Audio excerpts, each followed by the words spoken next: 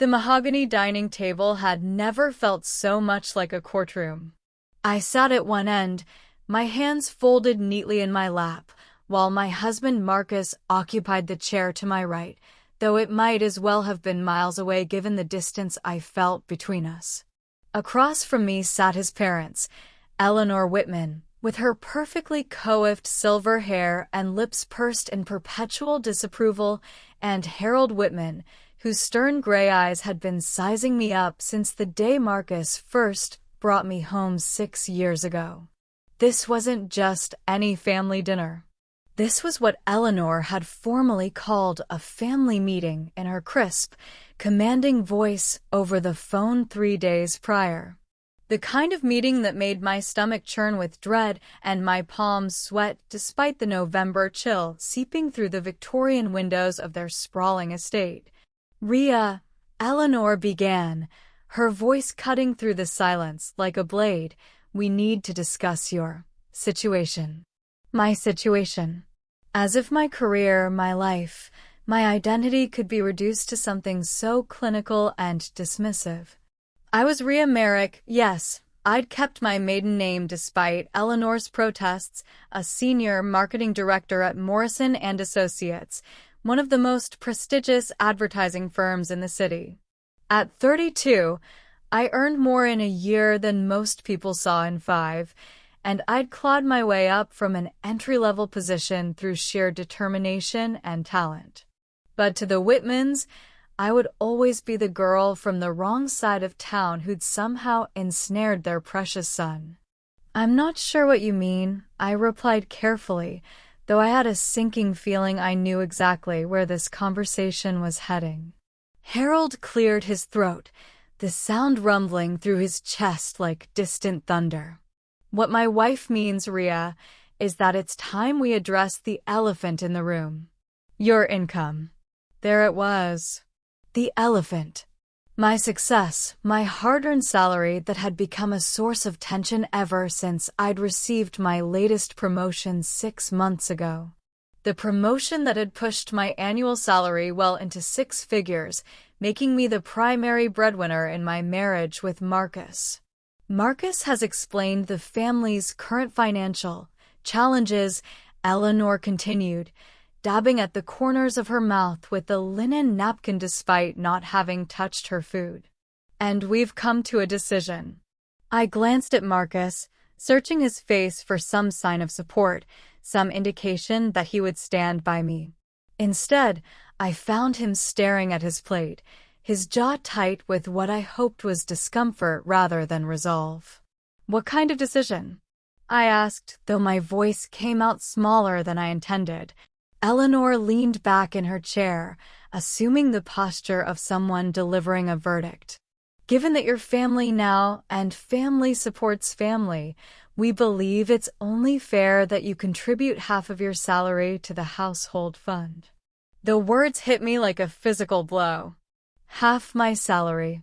The salary I'd spent years building, working 60-hour weeks, sacrificing weekends and holidays, proving myself in a male-dominated industry where every achievement had to be earned twice over. "The household fund?" I repeated, my voice barely above a whisper. Harold nodded gravely. "Marcus's law practice is still growing, and with the market the way it is, well, we all need to make sacrifices. You understand. Marcus's law practice.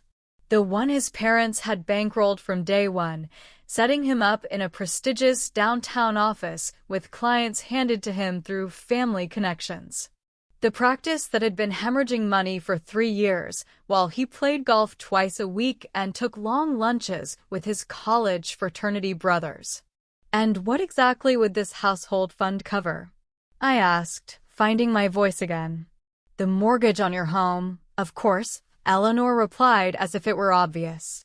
"The country club membership, the car payments, Marcus's student loans from Harvard Law, you know, the essentials." The essentials. My home, our home, that I'd put the down payment on with my own savings. The country club membership I'd never wanted and rarely used. The luxury car Marcus had insisted on buying despite my protests about our budget. And his student loans from the law school his parents had pushed him to attend, for the career that was supposed to make him wealthy, but had instead made him bitter. I see, I said slowly, my mind racing. And what would Marcus be contributing to this household fund? The question hung in the air like smoke. Eleanor's eyes narrowed slightly, while Harold shifted uncomfortably in his seat. Marcus finally looked up from his plate, his face flushed with what could have been embarrassment or anger. Marcus contributes in other ways, Eleanor said carefully. He's building his practice, establishing important connections. These things take time. 3 years, I said quietly. It's been 3 years since he passed the bar. These things take time, Harold repeated, his voice carrying a warning edge.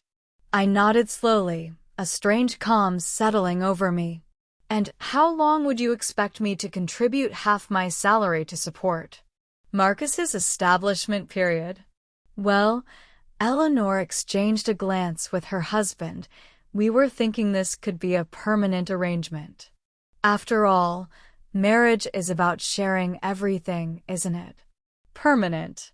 They wanted me to permanently hand over half of everything I'd worked for, everything I'd achieved, to subsidize their son's comfortable failure while they acted as if they were doing me a favor by allowing me to remain in their family. That's quite a proposal, I said, my voice steady despite the rage building in my chest like a gathering storm. Marcus finally spoke up, his voice defensive. Rhea, you have to understand, this isn't easy for me either. But we're family and family sticks together. My parents have always been there for us. Always been there for us. With judgment, criticism, and conditions attached to every gesture of support. They'd been there when we got married, insisting on a wedding that cost more than my annual salary at the time while making it clear they were paying for it.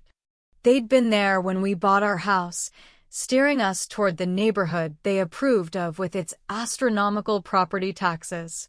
They'd been there for every holiday, every birthday, every milestone, making sure I understood exactly how much their presence was worth. I need a moment to think about this, I said, rising from my chair. There's nothing to think about, Eleanor said sharply. This is what families do. They support each other. I looked around the table at these 3 people who were supposed to be my family. Eleanor, with her cold eyes and calculating expression. Harold, nodding along with whatever his wife decided. And Marcus, my husband of 5 years, who couldn't even meet my gaze as his parents demanded half of my life's work. You're right, I said finally. This is what families do. The relief on their faces was palpable. Eleanor actually smiled, a rare occurrence that transformed her severe features into something almost pleasant. I'm so glad you understand, dear, she said. Harold can help you set up the automatic transfers from your account. We'll need your banking information, of course. Of course, I agreed. But first, I think there are a few things you should understand about my situation. I remained standing, drawing strength from the extra height it gave me as I looked down at them. You see, when you called this a family meeting and demanded half my salary, you made an assumption about who I am and what I'm willing to accept. Eleanor's smile faltered slightly. I'm not sure what you mean. What I mean, I said, my voice growing stronger with each word, is that you've mistaken me for someone who can be bullied, manipulated, and taken advantage of simply because I married your son. Now see here, Harold began, but I held up a hand. I'm not finished. The authority in my voice surprised even me. For 6 years, I've listened to the subtle, and not so subtle, insults about my background, my family, my career. I've smiled politely when you've made it clear that you consider me beneath your social circle. I've bit my tongue when you've criticized everything from my clothes to my cooking to my decision to keep my maiden name. Marcus was staring at me now, his mouth slightly open. Rhea, what are you doing? I'm having a family meeting, I replied without taking my eyes off his parents. Since we're sharing everything now, I think it's time you all understood exactly what you're asking for. I walked to my purse and pulled out my phone, opening my banking app. You want half my salary? Let me tell you what that means. Eleanor and Harold exchanged uncertain glances as I pulled up my account information. My current annual salary is $247,000, I announced. With bonuses and stock options, my total compensation package is worth approximately $310,000 per year. The silence in the room was deafening. I could see Harold doing quick mental calculations while Eleanor's face went pale. Half of that, I continued, would be $155,000 annually. That's more than Marcus has earned in the last 3 years combined. Marcus's face was now bright red. You don't have to. Oh, but I do, I interrupted. Because this family meeting was called to discuss financial contributions, and I think everyone should have all the facts. I turned my attention back to his parents. Since we're talking about supporting family, let me share some other interesting numbers. The down payment on our house? $60,000, entirely from my savings. The monthly mortgage payments for the past 2 years?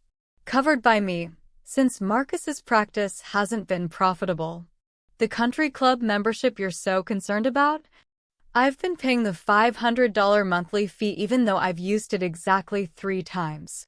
Eleanor's mouth opened and closed like a fish gasping for air. But here's the really interesting part, I continued, warming to my subject. That household fund you're so eager to establish? I've already been funding it, just not officially. Want to know how much I've spent supporting Marcus's growing practice over the past 3 years? I swiped through several banking apps on my phone, totaling up figures I'd been tracking for months. Office rent, paid by me when his trust fund ran out, $18,000. Business lunches and networking events, $12,000. Professional development courses that he never completed, $8,000. Car payments on that BMW he insisted he needed for client meetings, $24,000. Credit card debt from his investment opportunities, $31,000. The numbers hung in the air like accusations. I could see Harold's face growing redder with each figure, while Eleanor looked as if she might faint. That's $93,000 over 3 years, I concluded. And that doesn't include the personal expenses, the vacations, the gifts for your family that I've been covering while Marcus builds his practice. Now wait just a minute, Harold blustered, finally finding his voice. Those were investments in Marcus's future. Any good wife would. Any good wife would what? I challenged. Bankrupt herself to support her husband's delusions of grandeur? Sacrifice her own financial security for a man who spends more time on the golf course than in his office? Rhea. Marcus stood up abruptly, his chair scraping against the hardwood floor. That's enough. I turned to face my husband, this man I'd loved enough to overlook his weaknesses, his dependence on his parents, his inability to stand up for me or for himself. No, Marcus, it's not enough. It's not nearly enough. My voice was calm now, deadly calm. Because this family meeting wasn't really about money, was it? This was about power. About putting me back in my place. About making sure I remember that no matter how successful I become, no matter how much I contribute to this family, I'll always be the outsider who should be grateful for your acceptance. Eleanor had recovered enough to attempt a rebuttal. That's not true at all, dear. We've always what? Always made me feel welcome? Always treated me as an equal? always respected my achievements. I laughed, but there was no humor in it. Eleanor, you spent our entire wedding reception telling people about Marcus's potential while ignoring the fact that I'd just been promoted to senior director. You've never asked about my work, my goals, my dreams. The only time my career has mattered to you is when you decided you wanted half of it. I walked back to my chair and picked up my coat from the back of it. So let me make something very clear to all of you. I will not be contributing half my salary to your household fund. I will not be subsidizing Marcus's lifestyle while he plays at being a lawyer. And I will not be attending any more family meetings where I'm treated like an employee rather than a daughter-in-law. Where are you going? Marcus demanded. Home, I replied simply. To the house that I bought, with my money, to figure out what I want to do next. You can't just leave in the middle of a family discussion, Eleanor protested, her composure finally cracking completely. I paused at the threshold of the dining room and looked back at them, this family that had never truly accepted me, this husband who had just sat silently while his parents demanded half of my life's work. Actually, I can, I said.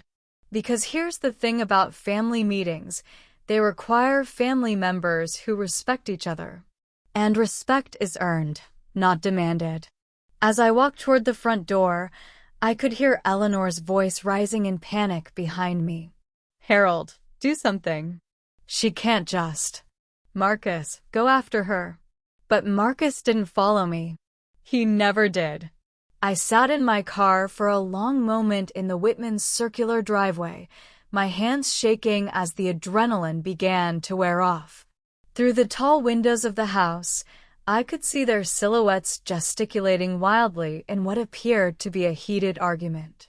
My phone buzzed with a text message from Marcus. Come back. We can talk about this. I deleted it without responding.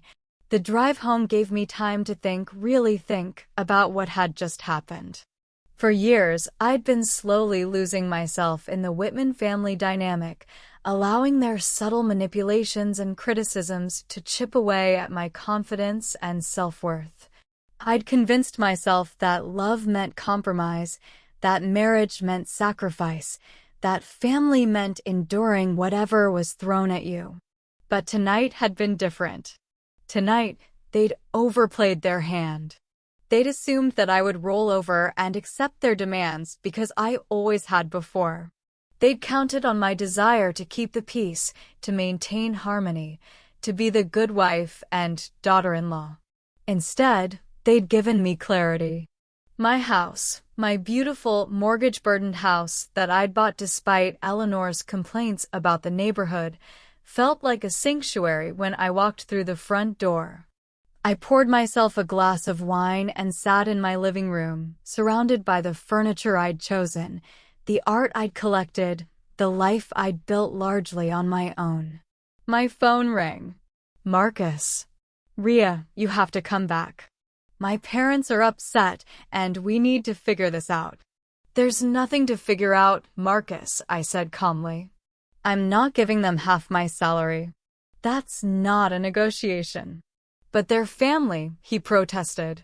And they're right about us needing to support each other.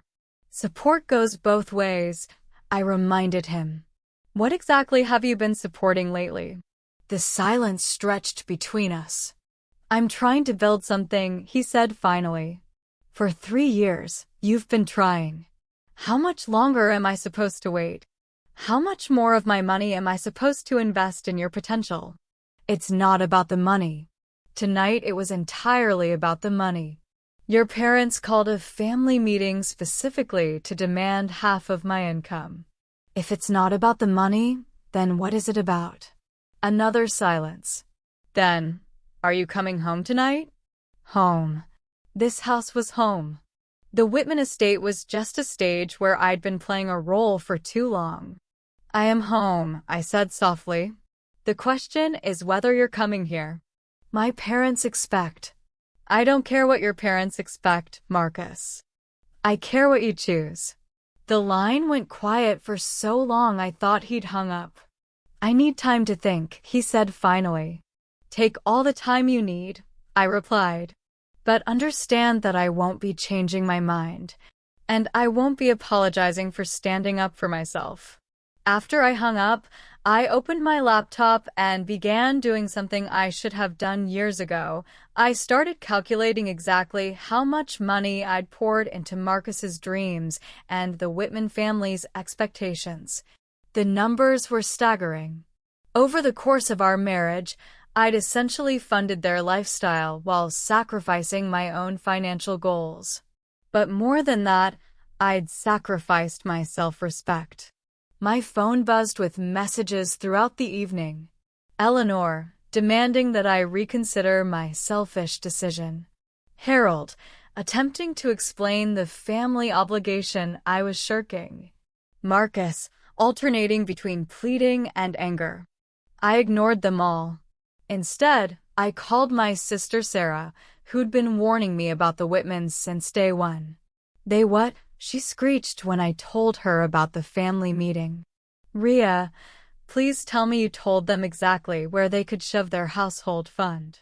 "Something like that," I admitted with a small smile. "Good. It's about time. I've been watching you disappear into that family for years, and it's been heartbreaking. I didn't realize how bad it had gotten until tonight," I confessed. "When they just assumed I'd hand over half my salary like it was their right to demand it." "Because you've been enabling them," Sarah said bluntly but not unkindly. "Every time you paid for something Marcus should have covered, every time you bit your tongue when Eleanor made one of her little comments, every time you prioritized keeping the peace over standing up for yourself, you taught them that you were a doormat." She was right, and it stung to hear it so plainly stated. "So what now?" I asked. "Now you decide what you want your life to look like," she said. "With or without them." The next morning, I woke up feeling lighter than I had in years. I made myself coffee in my own kitchen, sat at my own table, and for the first time in recent memory, I didn't dread the day ahead. Marcus arrived around noon, looking haggard and uncertain. He stood in the doorway of the kitchen like he wasn't sure he was welcome in his own home. "We need to talk," he said. "I agree," I replied, not looking up from my laptop where I'd been working on a presentation for Monday's client meeting. He sat down across from me, running his hands through his hair in a gesture I'd once found endearing. "My parents are really upset," he began. "I imagine they are. They think you were disrespectful."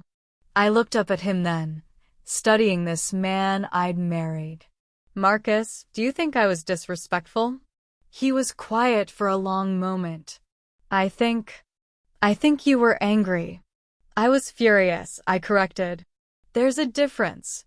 Anger is what I felt when your mother criticized my career for the 100th time. Fury is what I felt when your entire family ambushed me with a demand for half my income while you sat there in silence." "I didn't know they were going to do that," he said quietly. "But you didn't stop them either. They're my parents. And I'm your wife. Or at least, I thought I was." He looked up sharply. "What's that supposed to mean?" "It means that wives are supposed to be partners, Marcus. Equal partners. Not ATMs with feelings." "That's not fair, isn't it?" I closed my laptop and gave him my full attention. "When was the last time you contributed equally to our household expenses? When was the last time you made a business decision without running it by your parents first? When was the last time you stood up for me when they criticized me?" Each question landed like a physical blow. I could see him deflating with each one. "I'm trying," he said weakly. "You've been trying for 3 years, and in the meantime, I've been carrying us both. Financially, emotionally, socially. I've been the one making sure our bills are paid, our relationship survives, our future is secure. And last night, your parents decided that wasn't enough. They wanted more. So what are you saying?" I sighed, feeling suddenly exhausted. I'm saying that I need to see some changes, Marcus. Real changes. I need to see you take responsibility for your own life, your own career, your own choices. I need to see you stand up to your parents when they're unreasonable. And I need to see you treat me like a partner instead of a resource to be managed. And if I can't do that, the question hung between us like a sword. Then I need to decide if this marriage is worth what it's costing me, I said honestly. He stared at me for a long moment, and I wondered if this was the first time he'd really seen me not as his wife, not as his parents' daughter-in-law, but as Rhea Merrick, the woman who'd built her own successful career and deserved to be treated with respect. I don't want to lose you, he said finally. Then don't, I replied simply. But understand that the version of me who would silently hand over half her salary to keep everyone else happy, she's gone. Last night, your parents killed her. What you're left with is the real me, and I won't be managed, manipulated, or taken for granted. Marcus left that afternoon to stay with his parents while he figured things out. I wished him luck with that conversation. The following week was interesting, to say the least. Eleanor called twice, her voice shifting from imperious to pleading as she tried different tactics to get me to see reason. Harold sent a formal email outlining the financial obligations of marriage with legal citations that made me laugh out loud. Marcus texted sporadically, mostly complaints about how difficult his parents were being about the situation. But the most interesting development came from an unexpected source, Marcus's younger brother David. David had always been the black sheep of the Whitman family, the one who'd chosen social work over law, who'd married a teacher instead of socialite, who'd never quite lived up to Eleanor and Harold's expectations. He called me Thursday evening. I heard about the family meeting, he said without preamble. News travels fast in your family, I replied dryly. My mother is beside herself. She's been calling everyone she knows, trying to get validation for their proposal. And most people think they've lost their minds. Did they really ask you for half your salary? They demanded it, actually. There's a difference. David was quiet for a moment. You know, I've been waiting 6 years for someone to stand up to them like that. It was long overdue. Marcus is miserable, he said.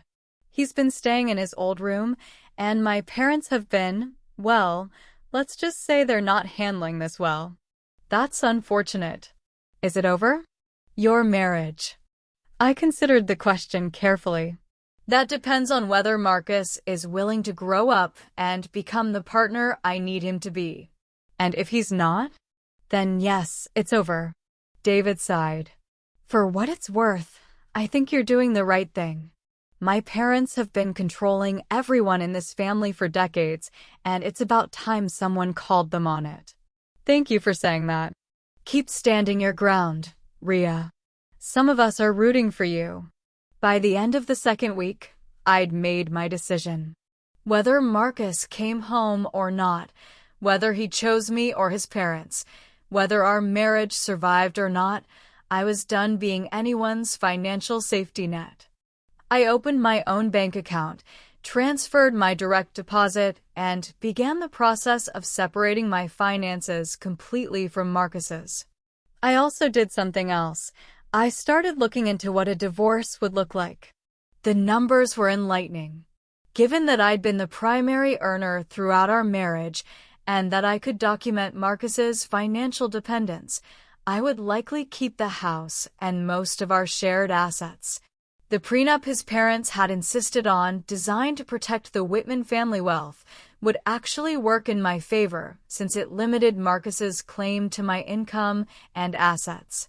The irony was delicious. Marcus finally came home on a Sunday evening, 2.5 weeks after the infamous family meeting.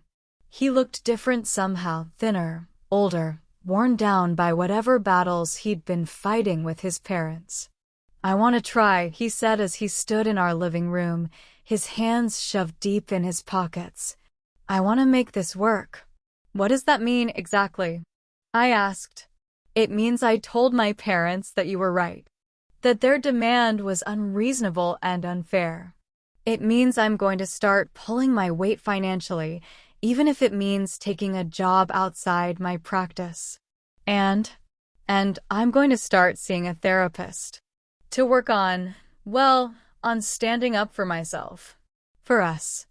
I studied his face, looking for signs of sincerity versus manipulation. What changed your mind? He sat down heavily on the couch. David, actually. He told me some things about how our parents have treated all of us over the years. Made me realize that what they did to you, what I let them do to you, wasn't okay. It wasn't. I also realized that I don't want to be 40 years old and still living in my childhood bedroom, listening to my mother explain why my wife left me. It was a start. Not enough, not yet, but a start. Therapy is good, I said. But I need to see actions, not just words. I need to see you take control of your own life, your own career, your own relationship with your parents. I know. And I need you to understand that I will never, ever apologize for standing up for myself. If your parents can't accept that, then they can't accept me. And if they can't accept me, then you're going to have to choose. Marcus nodded slowly. I understand. Do you?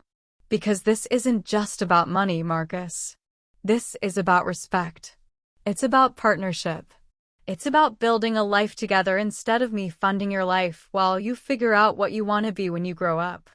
I get it, he said, and for the first time in our conversation, he looked me directly in the eyes. I really do get it. And I'm sorry it took me so long. It's been 6 months since the family meeting that changed everything. Marcus did start therapy, and he did get a job, a good one at a mid-sized firm where his family name carried less weight, but his work ethic mattered more. He's been paying his share of our expenses for 4 months now, and while it's still a work in progress, I can see him trying to become the partner I need. His relationship with his parents has been more complicated. Eleanor still treats me with icy politeness, clearly blaming me for what she sees as Marcus's defection from the family. Harold has been more pragmatic, especially since Marcus started earning a decent salary and contributing to family gatherings again. But the most significant change has been in me. I no longer dread family gatherings or walk on eggshells around the Whitmans. I speak my mind, assert my boundaries, and refuse to be diminished by their disapproval. It's amazing how much lighter life feels when you stop trying to earn love from people who see affection as a commodity to be traded for compliance. Last month, at Eleanor's birthday dinner, she made one of her characteristic comments about my unconventional career choices. Instead of smiling politely and changing the subject, I looked her directly in the eye and said, "Eleanor, my unconventional career is what paid for this dinner. I think that deserves a little respect, don't you?" The table went silent, but this time, Marcus didn't look at his plate. Instead, he reached over and took my hand. "She's right, Mom," he said quietly. "Rhea deserves respect from all of us." It was a small moment, but it felt like a victory. The woman who walked into that family meeting 6 months ago was afraid, angry, and tired of being taken for granted. The woman who walked out had found her voice, her strength, and her sense of self-worth. Sometimes the best thing you can do for your relationships is to stop accepting unacceptable behavior. Sometimes the most loving thing you can do is to refuse to enable someone else's dysfunction. And sometimes the only way to save a marriage is to be willing to lose it. I learned all of these lessons the night my in-laws and husband demanded half my salary, and I left them speechless instead.